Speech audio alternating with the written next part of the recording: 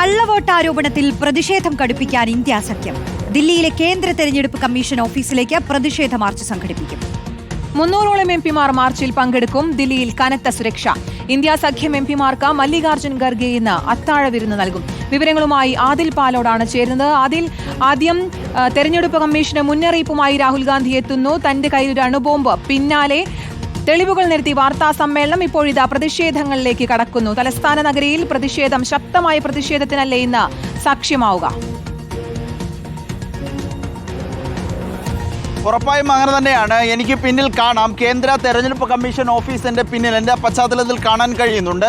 ഇവിടേക്കാണ് കോൺഗ്രസിൻ്റെ ഇന്ത്യ സഖ്യത്തിൻ്റെ വലിയ പ്രതിഷേധ മാർച്ച് എത്തുന്നത്. 300 എംപിമാർ രാജ്യസഭയിൽ നിന്നും ലോക്സഭയിൽ നിന്നുമുള്ള 300 എംപിമാർ പ്രതിഷേധ മാർച്ചിൽ പങ്കെടുക്കും എന്നുള്ളതാണ് പ്രാഥമികമായി ഇപ്പോൾ മനസ്സിലാക്കാൻ കഴിയുന്നത്. അങ്ങനെയാണ് ഇന്ത്യ സഖ്യത്തിലെ നേതാക്കൾ അറിയിക്കുകയും ചെയ്യുന്നത്.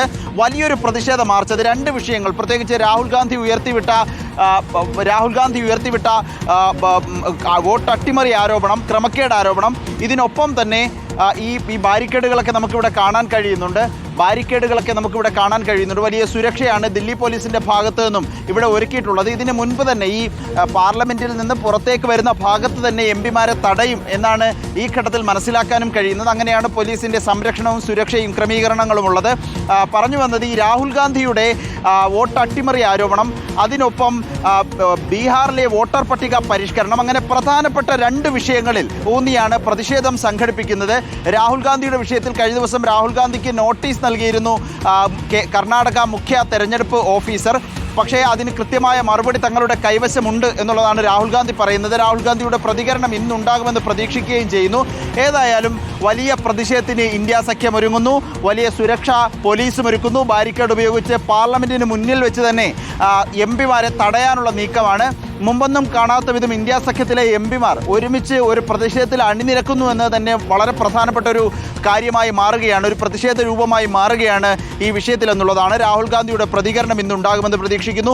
ഇന്ന് ഇന്ത്യ സഖ്യത്തിലെ എംപിമാർ മല്ലികാർജ്ജുൻ ഖർഗെയുടെ വീട്ടിൽ അത്താഴ വിരുന്ന് ഒരുക്കുന്നുണ്ട്. അവർക്ക് അവിടെ എത്തും. പ്രധാനപ്പെട്ട ഈ വിഷയങ്ങളൊക്കെ ചർച്ചയാകും എന്നുകൂടി കോൺഗ്രസ് വൃത്തങ്ങൾ അറിയിക്കുന്നു.